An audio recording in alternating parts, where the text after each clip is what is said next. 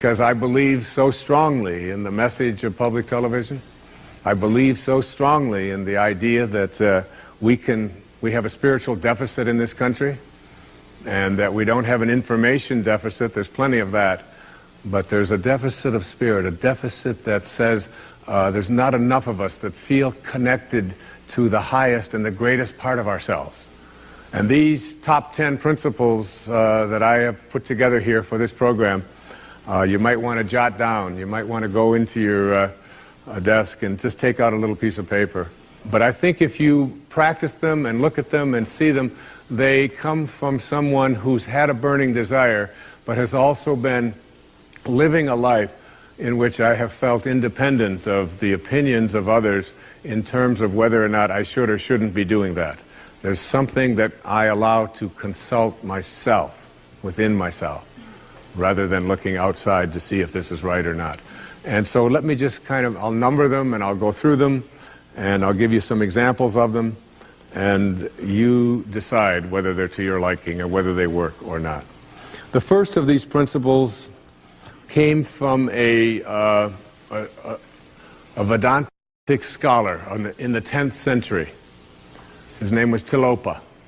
It's not exactly bestseller books, but it's the kind of thing that really excites me, because I think of going back 1,000 years or 2,000 years and reading what some of the greatest minds had to say and how open they were to the potentiality that each and every one of us have for greatness.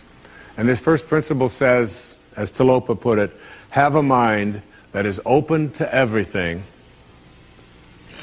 and attached to nothing. One of the central principles of my life is that no one knows enough to be a pessimist about anything. And that each and every one of us, when we close our mind to what is possible for us or what is possible for humanity, closes off the genius that resides and lives in each and every one of us. Having an open mind doesn't necessarily mean finding fault with all of the things that you've been taught by others. It means opening yourself up to the potentiality and the possibility that anything and everything is possible. So having a mind that is open to everything and attached to nothing really means finding within ourselves the ability to get rid of a trait that I find so common in the contemporary world. Do you know that most people that I meet spend their lives looking for occasions to be offended?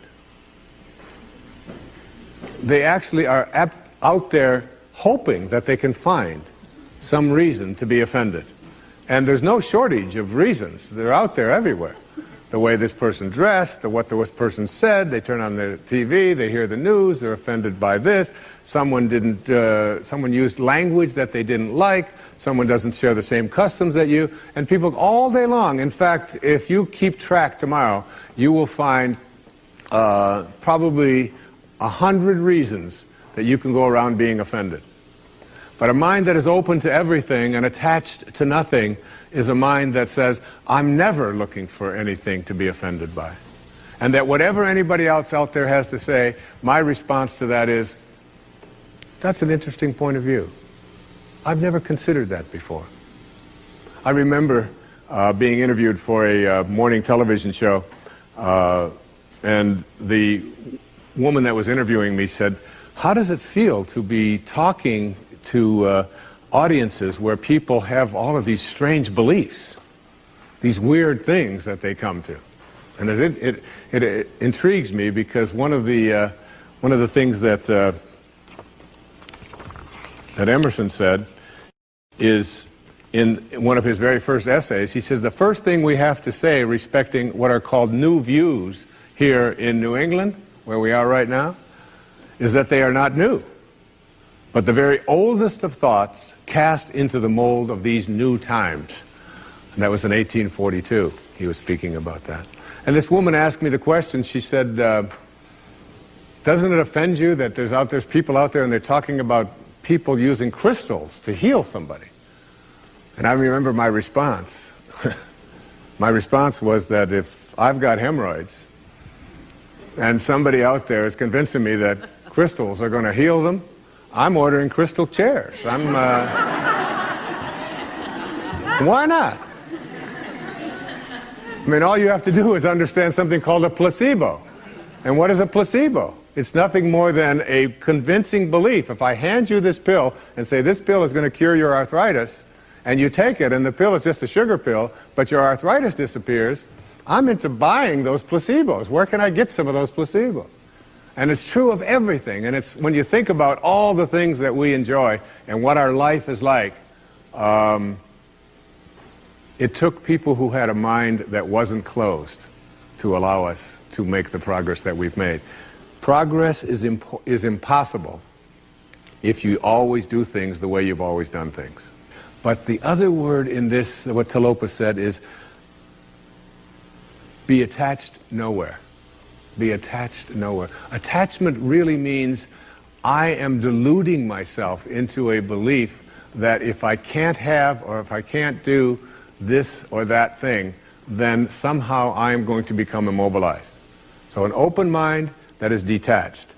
In my most recent book, in A Spiritual Solution to Every Problem, I have an observation. And it's an observation from Anthony DeMello, a man I respect enormously, a priest, who, in The Way to Love, puts it this way. Here's a great test for your relationships, especially the relationships that you're in with those whom you love, not your children, but your spouses and your lovers and so on. Try this test on for size. 1, I am not really attached to you at all. I am merely deluding myself into the belief that without you, I will not be happy. And 2, and here's the toughest test for non-attachment, I leave you free to be yourself, to think your thoughts, indulge your tastes, follow your inclinations, behave in ways that you decide are to your liking. How's that for a challenge? And so what most of us do in our relationships and why they are not as successful as we would like them to be is that we become attached and we tell ourselves that if this person behaves in a way that I find offensive, then I can't be happy. I make my happiness, my fulfillment dependent upon those people that I love being what I think that they should be. And detachment doesn't mean being a victim. It just simply means I know that I can make my life fulfilled and happy by having a mind that is open to everything and attached nowhere. The second principle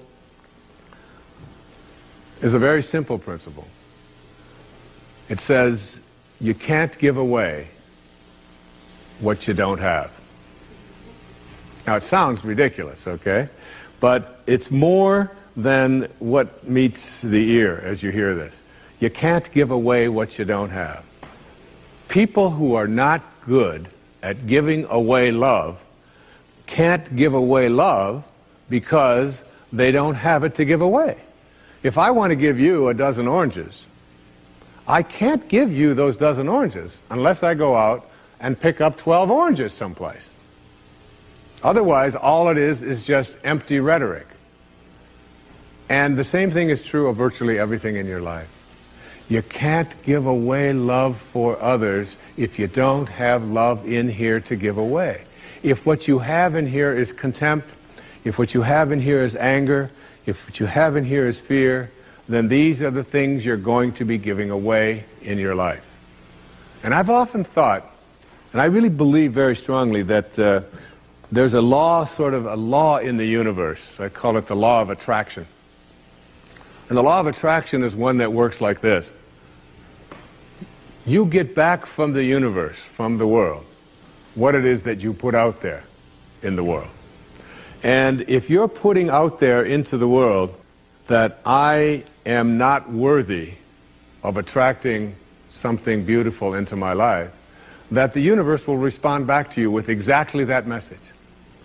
And there are people who come to me and who came to me for years when I had my own counseling practice and so on, and they would say to me, I just keep attracting the same kind of people, the same kind of events, the same kind of losers into my life. Why is that? Why do I keep doing that? And I keep attracting an absence of abundance. I just can't seem to attract abundance into my life. I'm always behind the 8 ball. I'm never getting ahead.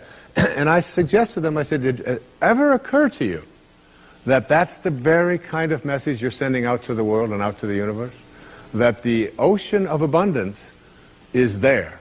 And you can go to that ocean of abundance and you can take a Mack truck and you can fill it up 20 times a day and take it out of there, and guess what? It doesn't impact at all the ocean of abundance. It doesn't even go down a zillionth of an inch. It's unlimited. Or you can go to the same ocean of abundance with a eyedropper, and you can just take this much out once a month and say, that's all that seems to be available for me. And the interesting thing for me is that when people go to this ocean of abundance, this unlimited world, all that I have is thine, it says in the holy books. All that I have is thine. It's all there for you.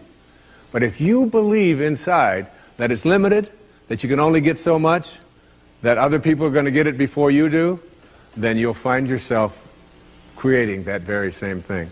And the even more interesting part about this, you can't give away what you don't have principle, is that if your message to the universe is gimme, gimme, gimme, which is a lot of people's message to the universe. I want this from you, I want that from you, please give me this, I have to have that. That's what their prayer is like, that's what their message is, you know, and they say, I want this from the universe, gimme, gimme, gimme.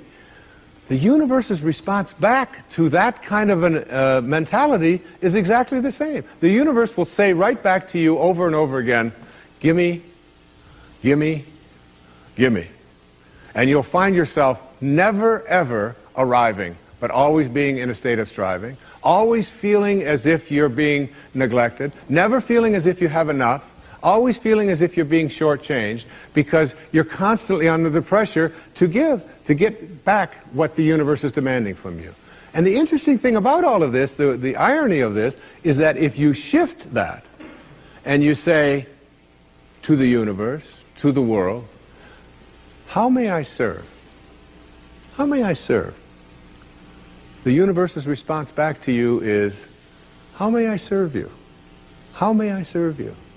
And it's very intriguing. When you take your energy and your attention off of what you are demanding from the world, and instead saying, what can I give to the world? And it's really the basis behind that very famous line of the President John Kennedy's inaugural address. Ask not what your country can do, ask what you can do for your country. And the irony of that is, and I've learned that in my own life, that when I stopped thinking about what was in it for Wayne Dyer and how much could I get, and I began to shift and say, how can I help you? How can I give to you? What can I do for you? And people who write to me, I send them something. When I encounter somebody that needs help of some kind, I'm very often just giving that to them. And then I find that it just keeps coming back into my life. And once I shifted that energy off of what can I have into what can I give, it seemed to me that the universe responded back with the very same message. What can I give to you? And the most incredible and wonderful and beautiful abundance has flowed into my life in every way that I can possibly think of. You can't give away what you don't have. So take a look at an inventory of what you do have.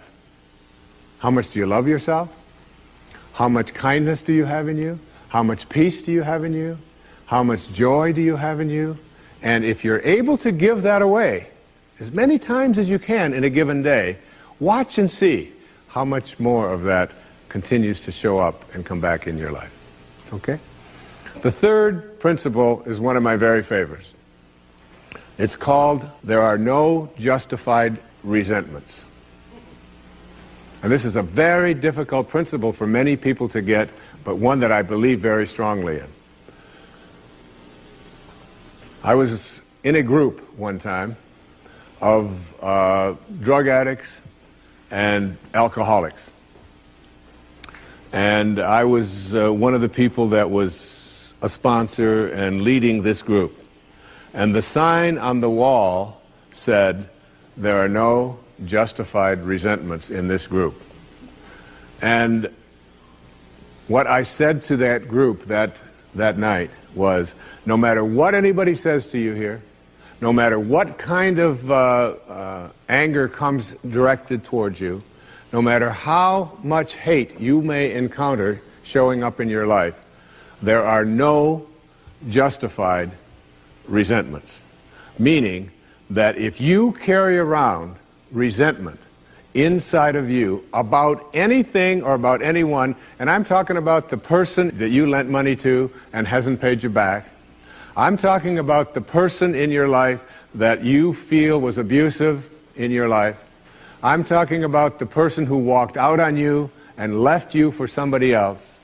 I'm talking about all of the things that you have justified in your heart and in your life that you have the right to be resentful about.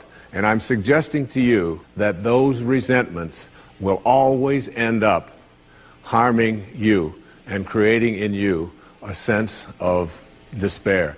I've often said that no one ever dies from a snake bite. The snake bite will never kill you. You cannot be unbitten. Once you're bitten, you're bitten. But it's the venom that continues to pour through your system after the bite that will end up destroying you.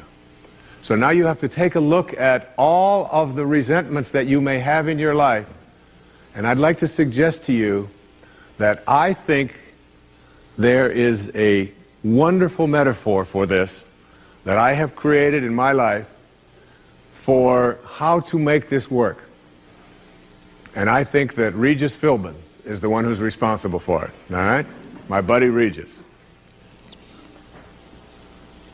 There's a show called Who Wants to Be a Millionaire that has been popular all over the world. I'm in South Africa, it comes on, all right? I was in Australia, and they've got their own Australian version.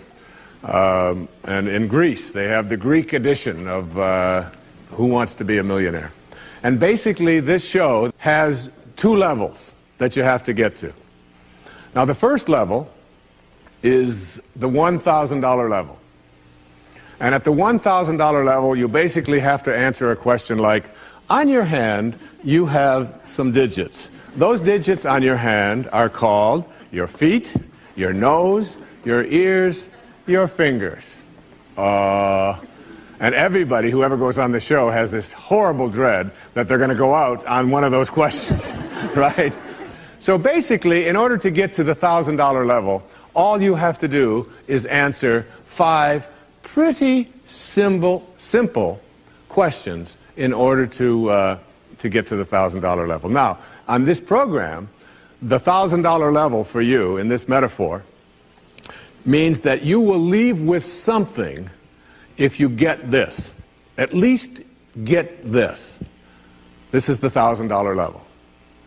You must send blame out of your life for any conditions of your life. Blame has to go. All right? Now, blame means if you're sitting there with a disease, you say without guilt, it's mine, I take responsibility for it.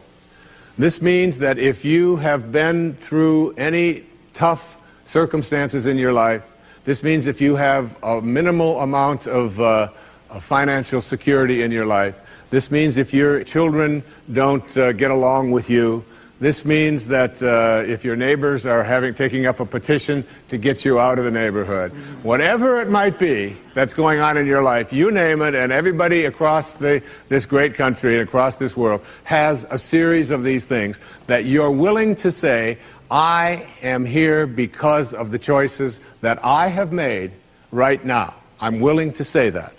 Even though it's difficult, and we know it's really not your fault. We know really there's a lot of people out there who are really bad, all right? But you're willing to say no blame. That's the first level, all right? That's where you understand no justified resentments. And then on the Who Wants to Be a Millionaire show, there is what is called the $32,000 level. And the $32,000 level is not only an opportunity for you to walk away with a sizable amount of goodies, which you can walk away from tonight in this program, but it also is the door opener to multi-wealth. But you got to get to this in order to have an opportunity to move into these transcendent levels, all right? Millionaire spiritual status. All right? You got to get through these next 5 questions. And this $32,000 question, or level rather, comes to this. It came to me from a quotation that I used in the writing of A Spiritual Solution to Every Problem. I read a book that was written a couple of thousand years ago by Patanjali, the Yoga Sutras, the aphorisms of Patanjali. And one of those sutras, one of those aphorisms, observations that this brilliant man made almost 2,000 years ago was this. He said, if you become steadfast in your abstentions of thoughts of harm directed towards others, all living creatures will cease to feel enmity in your presence. Now this translates to blame, pretty basic, no more blame. I'm just not going to assign responsibility to other people for where I am, because now I have an opportunity to get rid of it. If I think someone else caused it, then I've got to wait for somebody else to change in order for me to get rid of it, and you might wait forever for that. But if I take responsibility for it, I can do something, including move on, which might be the most important thing to do. All right? But at the higher level, when there are no justified resentments, what you are doing is what St. Francis did, Francesco. What you are doing is you are at a place where you are sending love in response to hate. You are literally saying, no matter what comes my way, I am going to be steadfast in my abstention of thoughts of harm directed toward others. I'm going to work hard at, no matter what comes my way, having it come out of me what I want to come out of me, and that is love, and that is a higher energy. And if you can get to that level, Patanjali said, all living creatures will cease to feel enmity in your presence. I have a little girl, a precious little girl. I have 6 precious girls and 2 precious sons, but I have a little girl who is almost 12. And she loves animals like no one I've ever met in my life. I mean, her whole life revolves around animals. And when we walk in the woods, butterflies avoid me, fly away from people around, and they come and they land right on her arm, and it happens all the time. All living creatures, she couldn't have a thought of harm directed towards any living creature. And Patanjali said to us, all living creatures will cease to feel fear or enmity or anger in the presence of those who can send love in response to hate. That's what I mean when I say there are no justified resentments. What I'd like to do, I'd like to share a little story here with you. It's a very tender story. It was sent to me by someone who sends me beautiful things in the mail. And I call it the Teddy story. And I'd like to read this to you, if I can do it without tearing up. And this story illustrates this as well as anything I've ever seen. There's a story many years ago of an elementary school teacher. Her name was Mrs. Thompson. As she stood in front of her 5th grade class on the very first day of school, she told the children a lie. Like most teachers, she looked at her students and said that she loved them all the same. But that was impossible, because there in the front row, slumped in his seat, was a little boy named Teddy Stoddard. Mrs. Thompson had watched Teddy the year before and noticed that he didn't play well with the other children, that his clothes were messy, and that he constantly needed a bath. Teddy could be unpleasant. It got to the point where Mrs. Thompson would actually take delight in marking his papers with a broad red pen and making bold X's and then putting a big F at the top of his papers. At the school where Mrs. Thompson taught, she was required to review each child's past records, and she put Teddy's off until last. However, when she reviewed his file, she was in for a surprise. Teddy's first grade teacher wrote, "Teddy is a bright child with a ready laugh.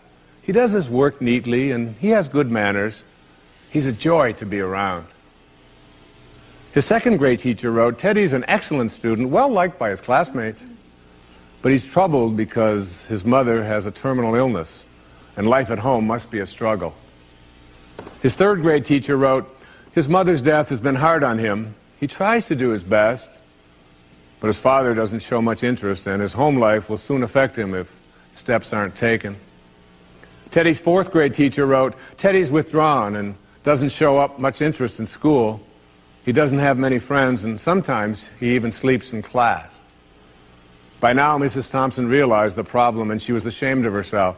She felt even worse when her students brought her Christmas presents wrapped in beautiful ribbons and bright paper, except for Teddy's. His present was clumsily wrapped in heavy brown paper that he got from the grocery bag. Mrs. Thompson took pains to open it in the middle of the other presents. Some of the children started to laugh when she found a rhinestone bracelet with some of the stones missing and a bottle that was 1/4 full of perfume. But she stifled her children's laughter when she exclaimed how pretty the bracelet was, putting it on and dabbing some of the perfume on her wrist. Teddy Stoddard stayed after school that day just long enough to say, "Mrs. Thompson, today you smell just like my mom used to." After the children left, she cried for at least an hour. On the very day, she quit teaching reading, writing, and arithmetic, and instead, she began to teach children. Mrs. Thompson paid particular attention to Teddy. As she worked with him and his mind seemed to come alive, the more she encouraged him, the faster he responded. By the end of the year, Teddy had become one of the smartest children in the class, and despite her lie, became one of her teacher's pets. A year later, she found a note under the door from Teddy telling her that she was still the best teacher he ever had in his whole life. 6 years went by before she got another note from Teddy. He then wrote that he had finished high school third in his class, and she was still the best teacher he ever had in his whole life. 4 years after that, she got another letter saying that while things had been tough at times, he stayed in school and stuck with it, and would soon graduate from college with the highest of honors. He assured Mrs. Thompson that she was still the very best and favorite teacher he ever had in his whole life. Then 4 more years passed, and yet another letter came. This time he explained that after he got his bachelor's degree, he decided to go a little further. The letter explained that she was still the best and favorite teacher he ever had, but now his name was a little longer. The letter was signed Theodore F. Stoddard, M.D. But the story doesn't end there. You see, there was yet another letter that spring. Teddy said he'd met this girl and was going to be married. He explained that his father had died a couple of years ago, and he was wondering if Mrs. Thompson might agree to sit in the place at the wedding that was usually reserved for the mother of the groom. Of course, Mrs. Thompson did, and guess what? She wore that bracelet, the one with the several rhinestones missing, and she made sure she was wearing the perfume that Teddy remembered his mother wearing on their last Christmas together. They hugged each other, and Dr. Stoddard whispered in Mrs. Thompson's ear, "Thank you so much for making me feel important and showing me that I could make a difference." Mrs. Thompson came with tears in her eyes and whispered back, "Teddy, you have it all wrong. You were the one who taught me that I could make a difference. I didn't know how to teach until I met you." Isn't that a beautiful story? Yeah.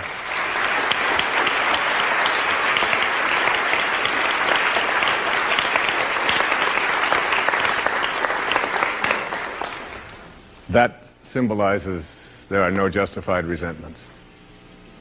Work at reaching that $32,000 level, the place where the only thing you have to send is love. because that's what's inside. And that's the message of our greatest spiritual teachers.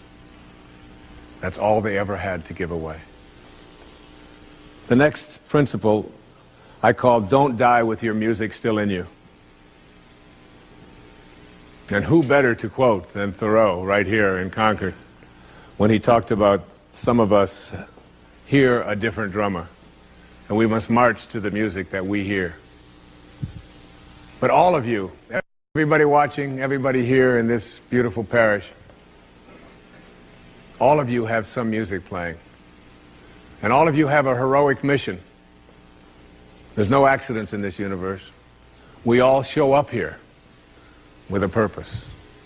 There's an intelligence that is a part of everything and everyone, and all of us are connected to it. And too many of us are afraid to listen to that music and march to it. You out there, I know you have a book you wanted to write. I know there's a composition you wanted to compose. I know there's a song you want to sing someplace. Maybe you want to raise horses out in Montana. Or maybe you want to open up an ice cream shop on Cape Cod. Who knows what it may be. Maybe you just want to travel and see the world. Maybe you want to go into a relationship with someone but you've been afraid to, but your heart says it's the right thing to do. All of us feel something. And in Leo Tolstoy's famous novel, The Death of Ivan Ilyich, he asks this question that would be terrifying to me. He says, as he has his accountant from Moscow lying on his deathbed, contemplating the horror of this question, what if my whole life has been wrong? I've known what my music is. It's playing right now. As I stand here in front of you with these cameras and in this place, and as I sit down and write my books and tell the world what I know are my truths, I feel always completely on purpose and fulfilled. And no time will I ever come to the end of my life and say, what if my whole life has been wrong? Whoever you are, whatever that music is, however distant it may sound, however strange, however weird others may interpret it to be, don't get to the end of your life and know that you're going to leave and not have it played yet. Don't die with your music still in you. It's the message of the greatest teachers who've ever walked among us. It's the message I give to you today as one of the principles for success and peace in your life. The next principle I call embracing silence. And embracing silence is not that I say this to you because it's so important to be quiet. What I have learned, I have a dear friend, and many of you know, we've put out tapes together, we've appeared on stages all over the world together. He's like a brother to me. His name is Dr. Deepak Chopra, a medical doctor, and a dear and close friend.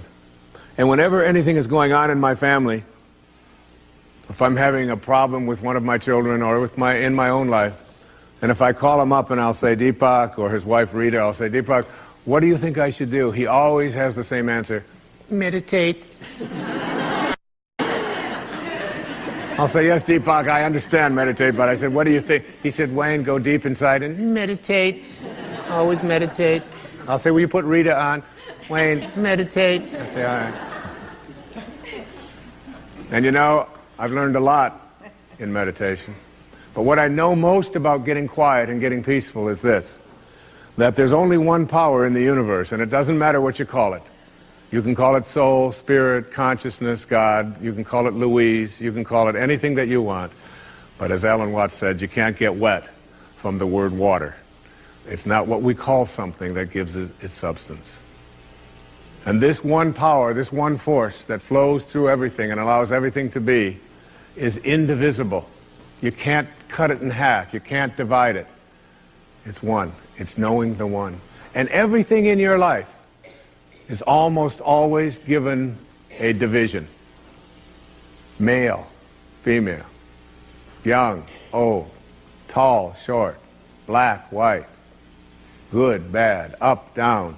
These are all dichotomies. These are all these splits that we all have in our lives. The whole physical world that we live in and are immersed in, it's always immersed in this division. I used to teach a course at St. John's University in New York, and I used to tell my students, when I was trying to teach this principle, anybody who can come to class and bring with them a magnet that only has a North Pole, I'll give you an A in the course. You don't ever have to attend another class. And no matter how thin they would slice that magnet, there was always the South Pole, because the physical world is made up of dichotomies. But we have to learn to fuse the dichotomies.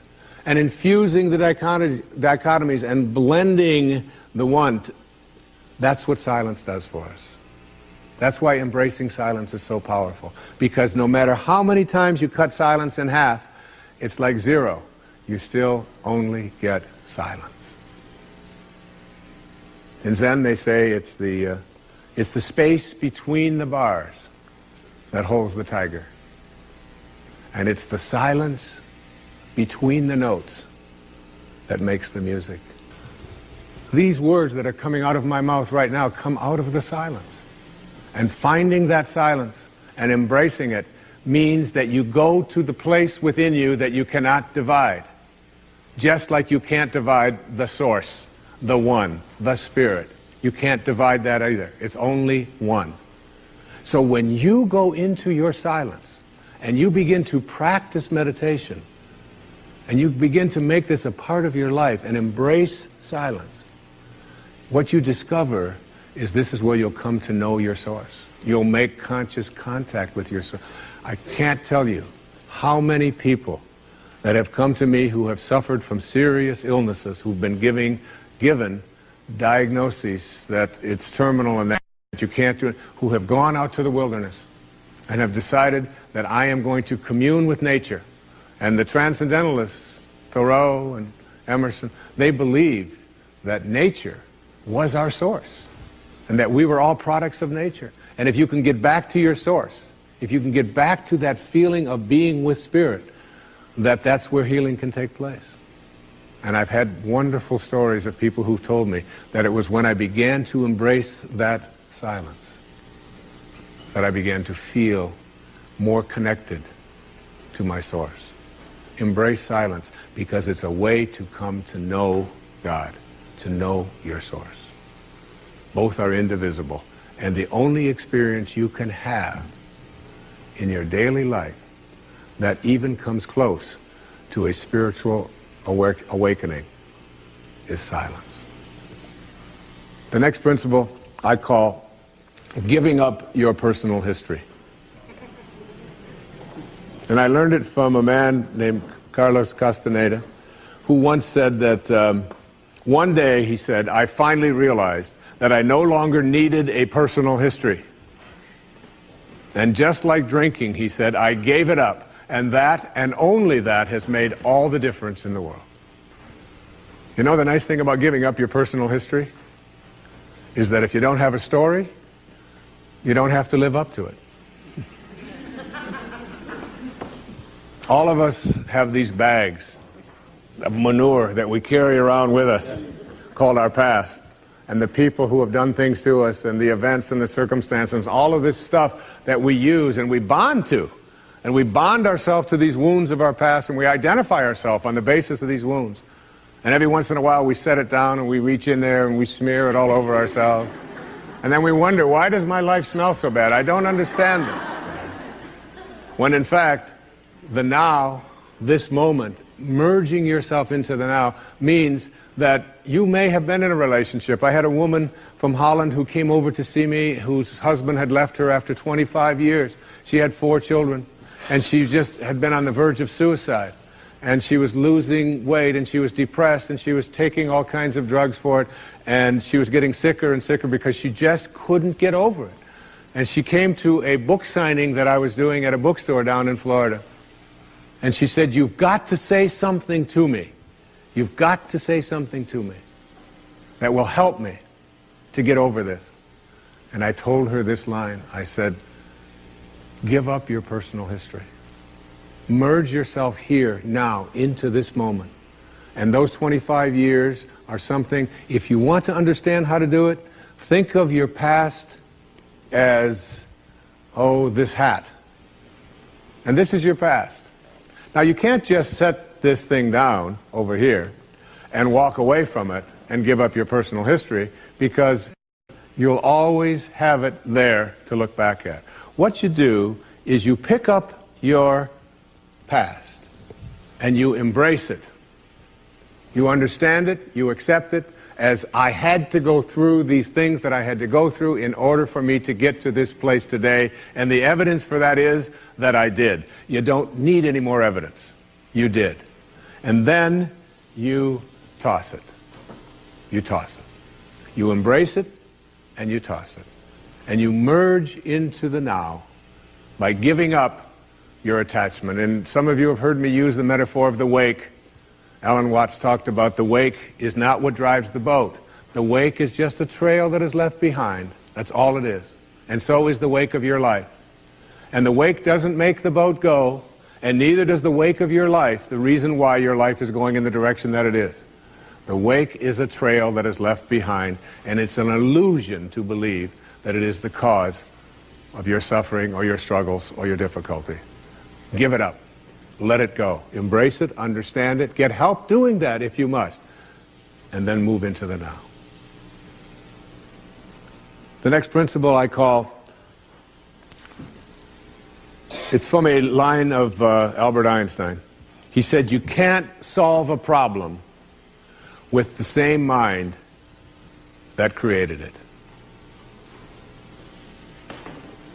In order to work at solving these things called problems in your life, you have to change your mind. It is your mind where they live. It is your mind that created them. There is where you experience them. They're all illusions. You must change your mind. Literally rewrite your agreement with reality. One of the things I had said earlier is that one of the most difficult things to do in the world is to admit that you were wrong. Admitting that you were wrong is nothing more than saying, I have been making choices with my mind that have created things in my life that are not working. And I no longer intend to continue making those choices. I was wrong. You don't have to make a declaration of it. You don't have to go out and feel guilty about it. You just simply say, it didn't work. The relationship that I was in before, I behaved in these ways. I didn't realize that it wasn't working for me. Now I do, and this is where I choose to be now. The secret of a successful relationship is, to me, understanding that you put your attention and your energy in a person on what you love rather than what you don't love. Robert Frost said it so beautifully. We love the things we love for what they are. For what they are. Not for what they ought to be, not for what they used to be, but for what they are. So when you look into the eyes of a person you're in a relationship with, whether it's your children, you catch them doing things right as much as you possibly can. That's oftentimes takes a lot of hunting, but you'll find it. And when you think that my relationship isn't working, remember, it's in my mind. What am I thinking about that person? And if I could just change my mind and put my thoughts on what I love about this person and keep them there, that makes the relationship flourish. And there are people who go through their entire relationship history with no anger, no hatred, no bitterness, and only love. The next principle is, I call it treating yourself as if you already were what you would like to become. In other words, you get out in front of your life and you see yourself as having already what you know you'd like to have and deserve to have. My children know how to do this perfectly. I have a daughter who wanted a prom dress, and the prom dress was way outside the budget that I thought a prom dress should be. Well, I thought a prom dress shouldn't cost over $20, so I do have a problem, right? But I upped it to somewhere around $250. I don't know how much, whatever. To me, it was still more than I paid for my first house, okay? But at any rate, she called and said, Dad, this is the only prom dress I could wear. I've got to wear this prom dress. If I don't wear this prom dress, it's just on and on and on with this wonderful. You know, I saw a wonderful book about how to raise teenage daughters. The title of it is Get Out of My Life, but first drive me and Cheryl to the mall. All right, that's the actual title. It's a good book. And so I told Serena, I said, it's just beyond the budget. I've got a certain amount of money that I'm willing to put for it. And she said, but I've already seen myself wearing it. I've already tried it on. I have a picture of myself in the dress in my living room, and I've already showed it to the guy who was taking me to the prom. I mean, it was this whole thing about, and she already saw herself in it. I said, well, if you see yourself in it, then you're going to have to also see yourself as earning the difference between what I'm willing to pay. And she drew up a contract. She went onto the computer, and on the background of the computer, you know, where they have these little background things they put on, there was 500 pictures of the dress, all right? And she signed a contract and said, I'll babysit, I'll do this, I'll do that, and I will pay the difference. And she did, and she wore the dress, because she understood that you treat yourself as if you already are what you'd like to become. There's a genius in you. You have to treat yourself as if you already were that genius. There's something you're completely capable of. See yourself as already there. Then you'll act upon those thoughts, because the ancestor to every action, said Emerson, is a thought. The next principle is called treasuring your divinity. Treasuring your divinity. There's a wonderful observation that I saw from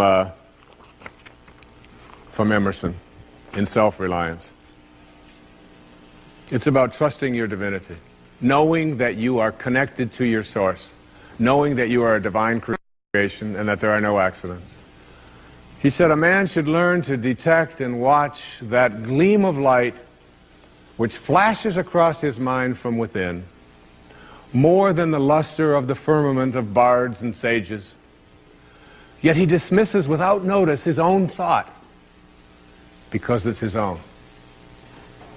In every work of genius, we recognize our own rejected thoughts. They come back to us with a certain alienated majesty. We often reject our thoughts, and we see the things that we think of as grand and as genius, and we reject them because they're our own. Treasuring our divinity instead of being terrified of it. Knowing that I am always connected to my source. There is no way that I cannot, because it is in you, and I am in you, and you are in me, and you can never be separated from it. There is no place that this source is not. It grows everybody's fingernails. It beats everybody's hearts. It digests everybody's foods. It opens all the flowers, and you're always connected to it.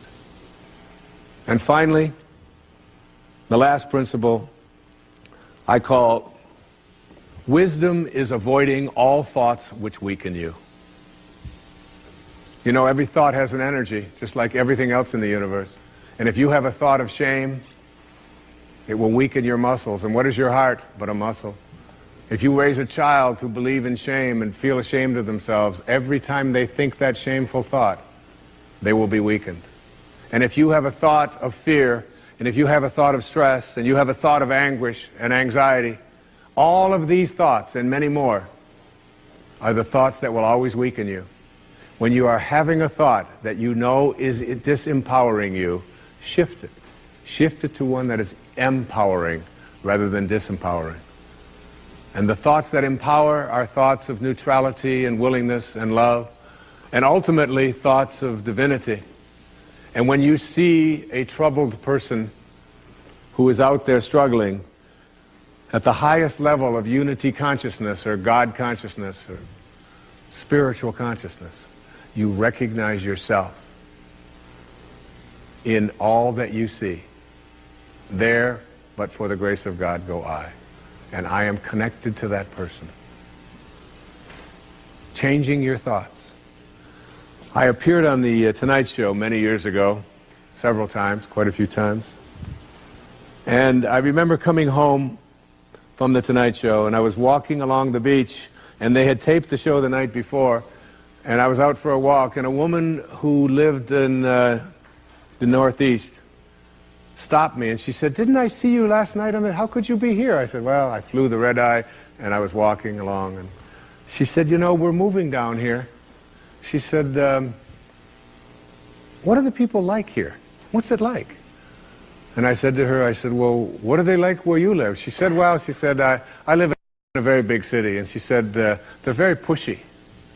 And people are not very kind. And they don't have time for you. And she said, it's really not very pleasant. She said, that's one of the reasons I'm leaving there. I said, well, that's pretty much what you're going to find here. That's basically what the people are like here. On the way back on the same day, someone else who had seen me the night before on The Tonight Show, who had lived in the Midwest, stopped me and asked me almost the same question. She said, you live here? I said, yes. She said, well, my husband and I are moving here and we're looking for a school. She said, what are the people like here? What's it like here?